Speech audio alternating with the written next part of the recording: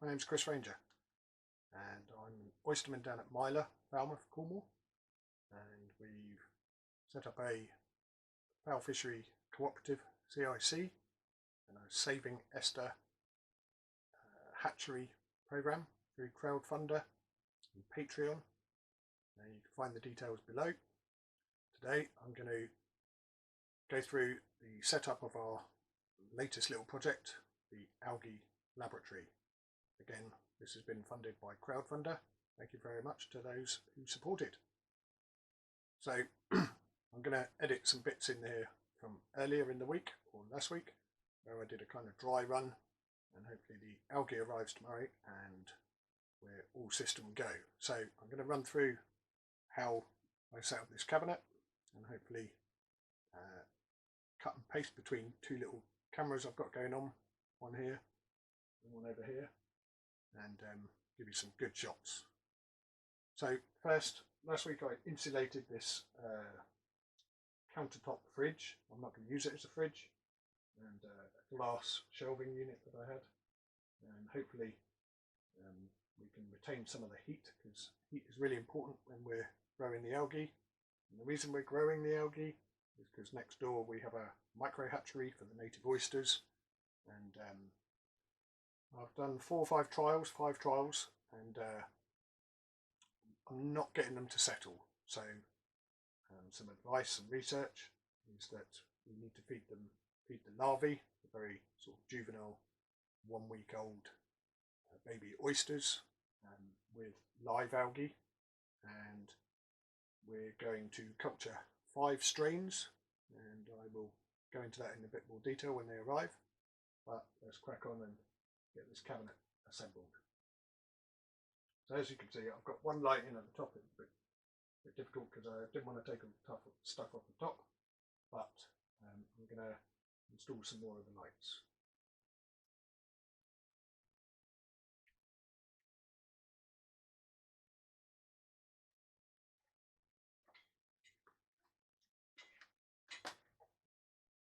Now, I don't know if I will edit some of the previous footage, but if I didn't, these lights are from Tropical Marine Centre, and they're have provided me with most of my purification and processing equipment over the years, which is really cool.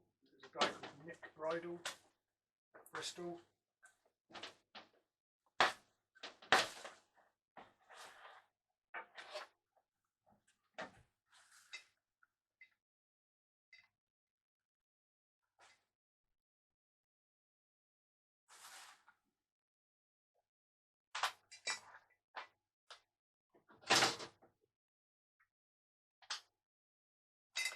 Now, I'm actually setting the lights up on a timer switch, so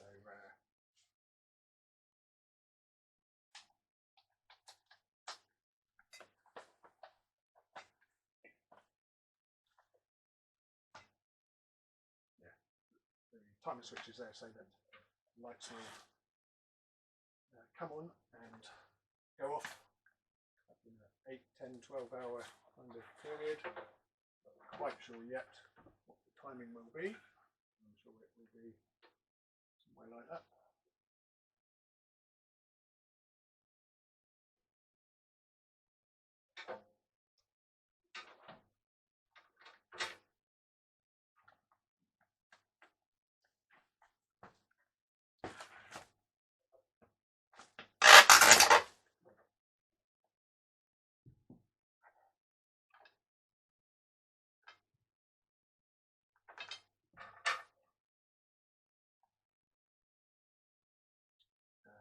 They also come with dimmer switches, really handy.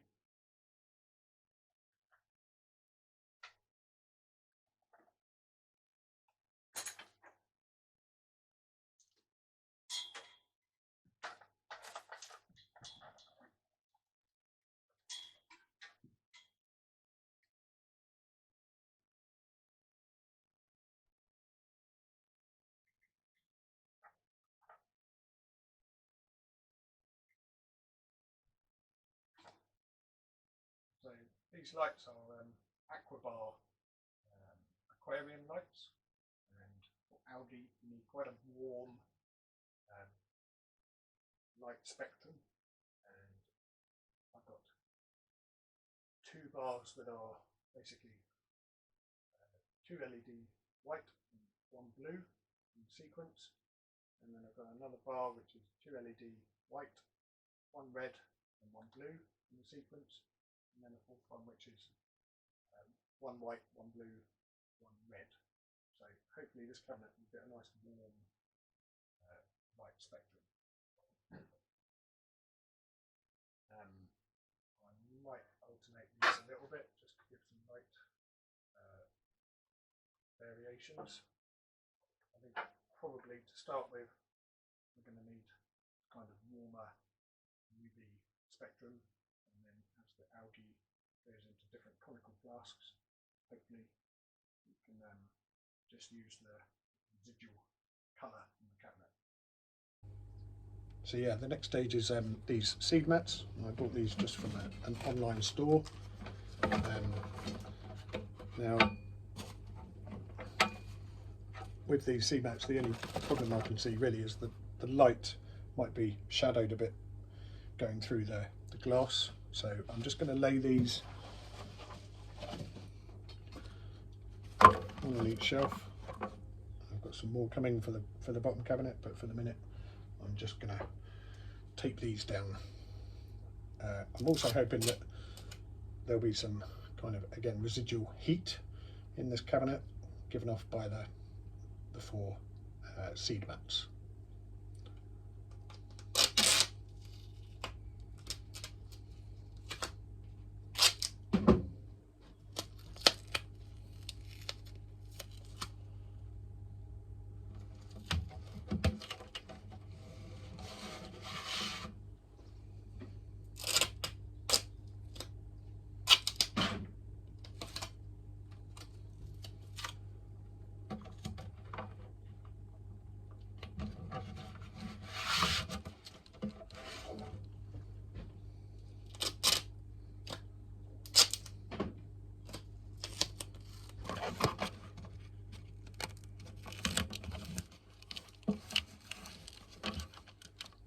Now I'm only really taping these down temporarily because, as you might be able to see, the seed mats are a bit curled up from the delivery.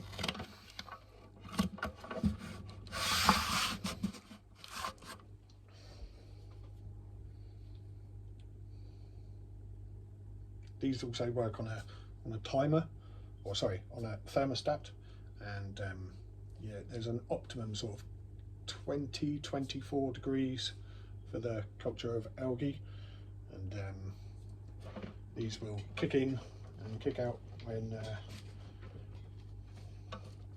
temperature drops or rises. We're pretty cold in here at the moment. I mean, I do have a thermometer somewhere, a temperature sensor, and surprisingly it's about 14 degrees. The other day when I came in, it was actually about 3.8. So I knew I wasn't going to be creating much algae at that sort of degrees. But again, I'm hoping that this cabinet it's insulated. I've used some fairly expensive insulation, which is sort of silver lined, and then I've got some pretty cheap bubble wrap which I'm adding so that I can see what's going on in the cabinet without opening too much on a daily basis. So yeah, they're the 2 seed mats. I'm laying the lights across, but I'm also hoping the light in the cabinet will kind of travel around quite well.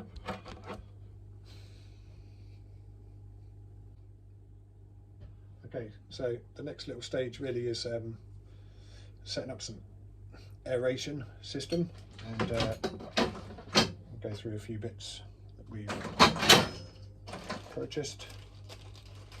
Firstly,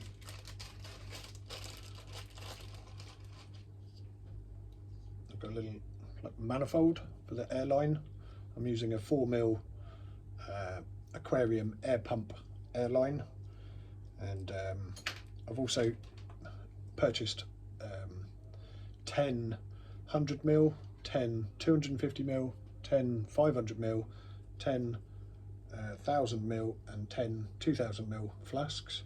I've got 5 cultures coming, and the idea is to have 2 flasks of each, so these little splitter manifolds are really good.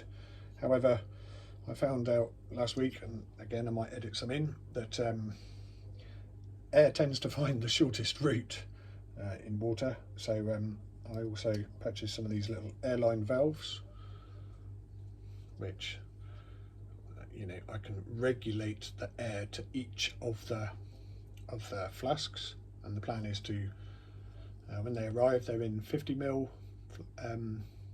test tubes, and we're going to start them off in 100ml flasks, and then when the density is good enough, we'll transfer them through to a 250ml, and then onto a 500 and a litre and 2 litre. I might retain some of them in case we have a problem, but again, this is all kind of funded by the crowdfunder SavingESTER Part 2, and quite a bit of money for the starter cultures, so I'm conscious that I don't want to keep buying too many of them.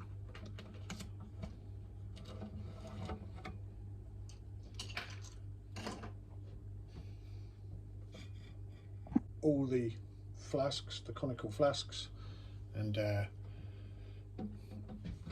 cabinet, but for today I'm just going to go through the sort of setup for the airlines.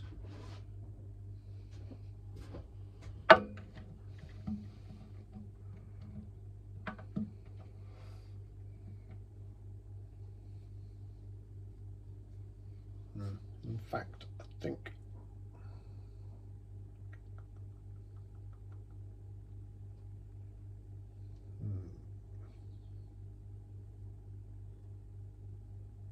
now I'm going to run with that for a minute.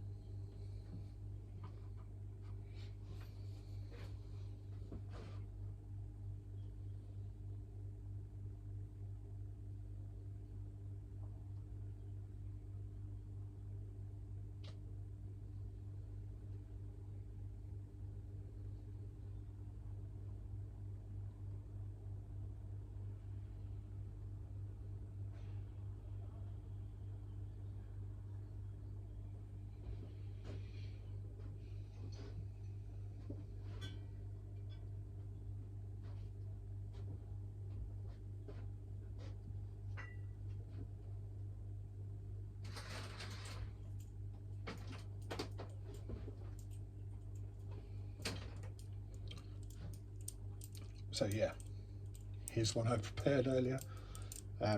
Basically it's a manifold with some airline, the little valves, and then I bought some stainless drinking straws to give a bit of weight into the flask.